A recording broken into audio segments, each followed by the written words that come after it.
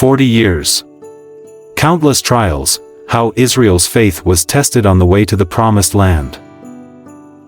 When freedom feels like a curse, the mindset shift that could have changed everything.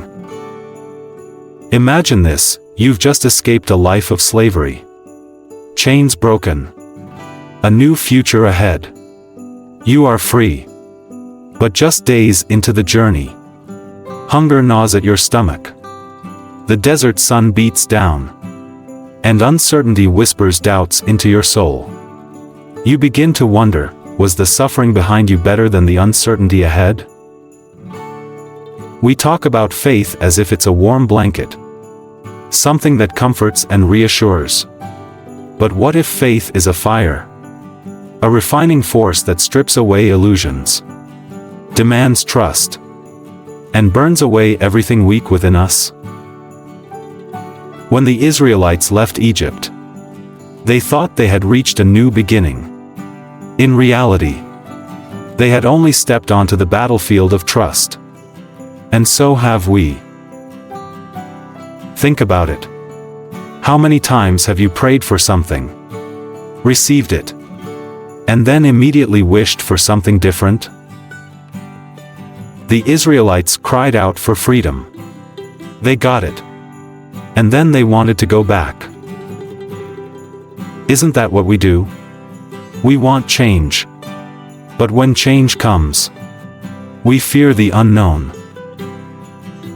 The moment Israel stepped into the wilderness, they weren't just walking through sand. They were walking into the greatest test of faith in human history. Because real faith doesn't begin when the chains fall off. It begins when you have to walk forward, without knowing where the road leads. And so, the tests began.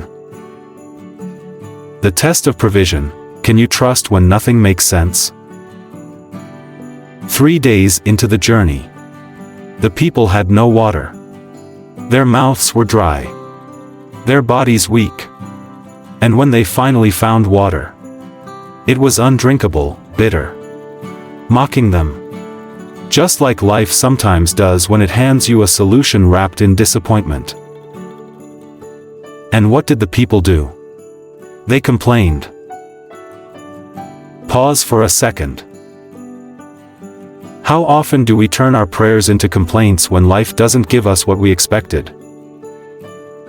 God showed them something strange: a tree.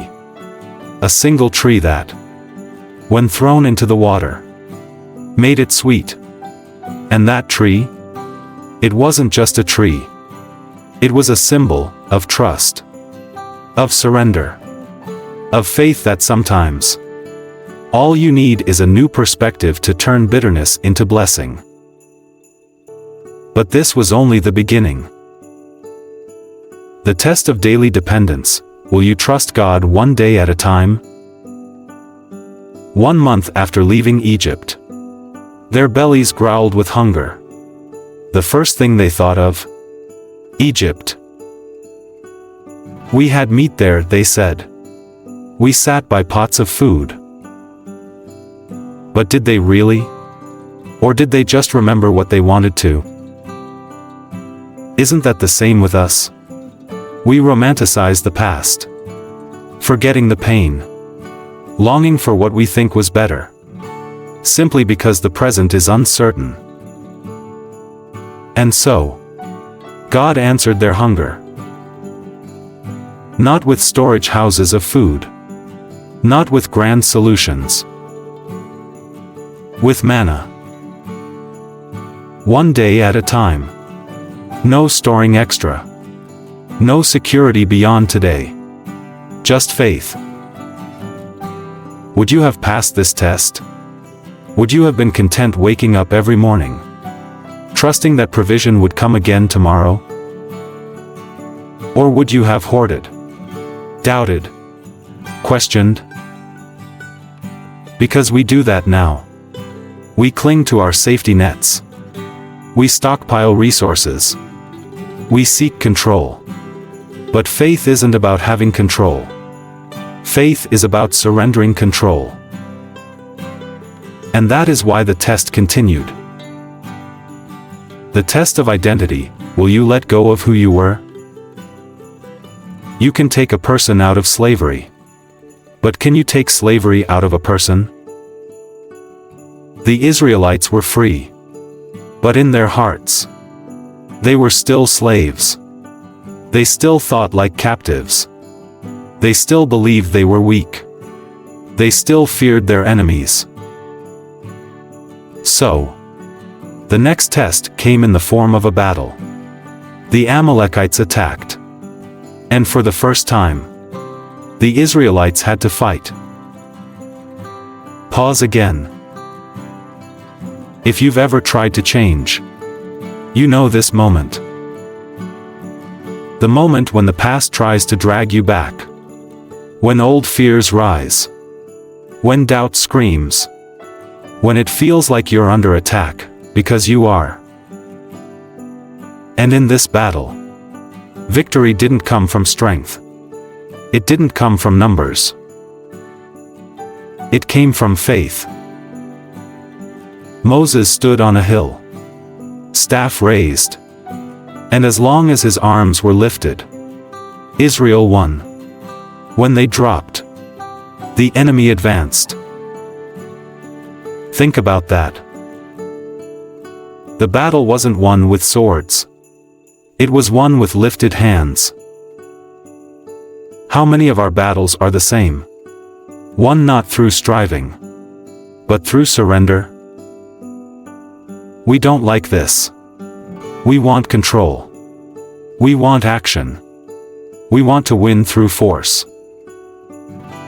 But God shows us again and again, victory comes when we lift our hands. Not when we clench our fists. This was just the beginning. Because Israel was on a journey. Not just to a land, but to a new identity. And the hardest part of any journey isn't the miles. It's the mindset shift. It's unlearning who you were so you can become who you're meant to be.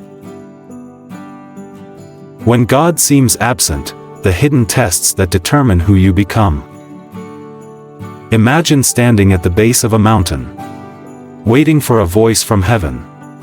You've seen miracles, walked through parted seas, and eaten food that appeared from nowhere. You should trust by now, right? But the moment silence lingers, the moment waiting becomes uncomfortable, doubt creeps in. And doubt is dangerous. Because doubt isn't just about questioning what God has done. It's about rewriting the past to justify a lack of faith in the present. The Israelites stood at Mount Sinai, waiting for Moses to return from his meeting with God. But when the wait became long, when the silence felt heavy, they turned back to what was familiar.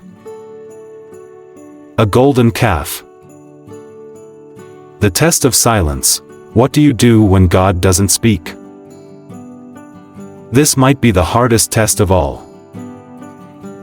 Not the battle. Not the hunger.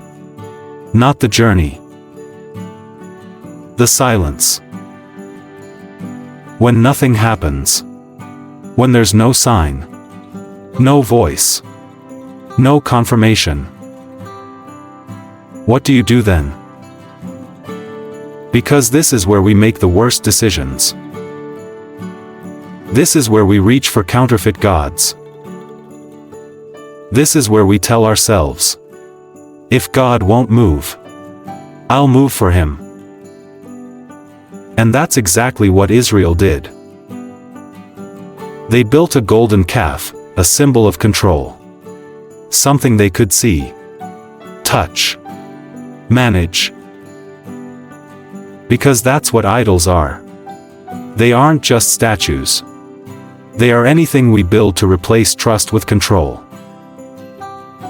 Money, status, relationships, addictions. Anything that makes us feel secure when faith feels too risky. What golden calf have you built in your own life? Because here's the truth, the greatest tests don't come when God is speaking. They come when He is silent. And in that silence, Israel failed. But the tests weren't over. The test of obedience, will you follow even when it's hard? God had given them instructions, laws, a way to live that would shape them into the people they were meant to be. But here's the problem with obedience, it isn't always logical. And when God commanded them to send spies into the promised land, they saw something terrifying. Giants. The land was exactly as God had promised, flowing with abundance, rich in provision. But there were enemies. And suddenly, all the faith they had built up collapsed under the weight of their fear. We can't do it, they said. We are like grasshoppers in their eyes. Think about that. They had seen the Red Sea split. They had seen manna fall from the sky. They had won battles without ever lifting a sword. And yet, fear told them they were small. This is what happens when we forget what God has done. And maybe you know this feeling. You've come so far. You've fought through so much. But then, at the moment when you need faith the most, you look at the obstacles and think, I'm too weak. I'm too small. And so Israel made the worst decision of all. They refused to go forward. And because of that, a journey that should have taken weeks stretched into 40 years. What about you? How many years have you wandered because of fear? Because of doubt? Because you chose comfort over calling? We look at Israel and think, how could they be so blind? But isn't that us? Hesitating when we should step forward. Letting fear rule when faith is calling. This was the ultimate test. And it's still ours today. Will you walk into your calling, even when giants stand in your way? Or will you turn back to the wilderness, choosing familiarity over faith? The Israelites had to learn something the hard way. God's promises are guaranteed, but our participation in them is optional. They could have walked into the promised land in faith. Instead, they walked in circles. And how many of us are doing the same? Repeating the same mistakes, facing the same battles, stuck in the same cycles. Because here's the truth. You don't need another sign. You don't need more proof. You just need to move. But there's one final test. And it's the test that determines everything. Because after 40 years, after trial after trial, after a generation passed away in the wilderness, a new generation stood at the edge of the land. And they had a choice to make. Will you step forward when the moment finally arrives? The final test, what stands between you and the promise? 40 years. An entire generation gone. The wilderness was no longer a temporary stop, it had become home. And now, at long last, a new generation stood on the edge of the promised land. But here's the thing about the promised land, it's not just given. It's taken. And that means one final test, the one that determines whether you enter or whether you turn back. And the truth is, we all stand at this moment in our own lives. You've been through trials. You've fought battles. You've endured delays. But when the time finally comes, when the door opens, when the opportunity presents itself, will you step through? Or will you hesitate? Let's talk about the final test. The test of fear. Will you let go of who you were?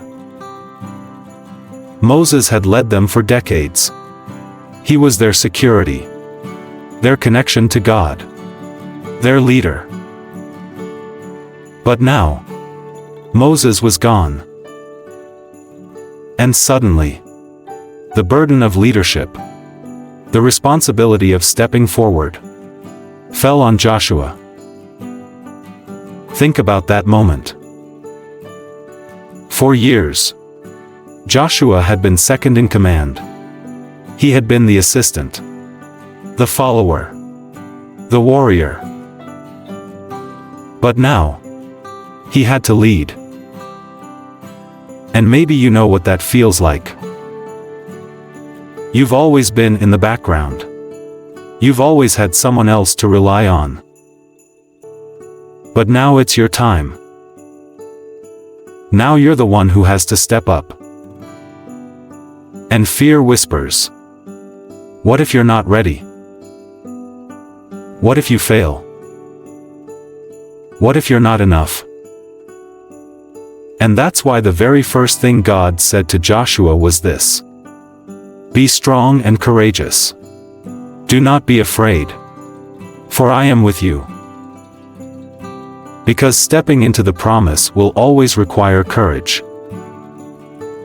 Courage to leave behind the wilderness mentality. Courage to let go of the fear that has kept you stuck. Courage to finally become who you were meant to be. And so Joshua had a choice. And so do you. Will you step forward? Or will you let fear hold you back? The test of obedience. Can you follow instructions even when they seem crazy? Jericho. The first city standing between Israel and the promise. And here was the strategy God gave them. Don't attack. Don't break down the walls. Don't use your weapons. Just march. Once a day. For 6 days. And on the 7th day, march 7 times. Blow your trumpets. And shout. That's it. Now, put yourself in their shoes. You are warriors. You are ready for battle. You've trained for this. And instead of fighting, you are walking in circles. Would you have obeyed? Or would you have doubted? Because here's the real test. Faith isn't just about believing in God's power. Faith is about obeying even when His instructions don't make sense. And too often, we miss our breakthrough because we stop marching too soon. We give up before the 7th day. We quit before the final shout. What if your breakthrough is just one more step away? What if your victory is waiting for you to keep going? Because on that 7th day, when they lifted their voices, when they followed through, when they obeyed completely, the walls came crashing down. Not by their strength. Not by their weapons. Not by their strategy. But by their faith. And what walls in your life would fall if you just kept trusting? The test of purpose. Will you remember why you started? They had made it. They had entered the land. But now came the final challenge. Would they stay faithful? Because sometimes, the greatest test isn't the battle. It's what happens after the battle is won. It's easy to trust God when you need Him. It's easy to pray in the wilderness. But will you still seek Him in the blessing? Will you still depend on Him when life is good? Because success is dangerous. Prosperity can be a distraction. And the greatest tragedy of Israel's story isn't the 40 years they spent wandering. It's that even after they entered the land, they still struggled to trust God. They still turned to idols. They still compromised their faith. They still forgot who had brought them there. And this is our test, too. If you get what you've been praying for, will you still stay faithful? If God blesses you with the success, the opportunity, the breakthrough, will you still seek Him? Or will you forget? This is the final test. Not just getting to the promise, but staying in it. And now, I'll ask you one final question. What will you do when you stand at your own Jordan River? Will you cross?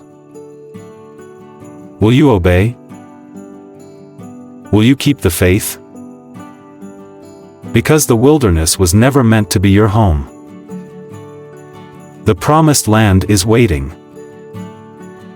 But the choice is yours. That's the end of the journey. But your journey? It's just beginning.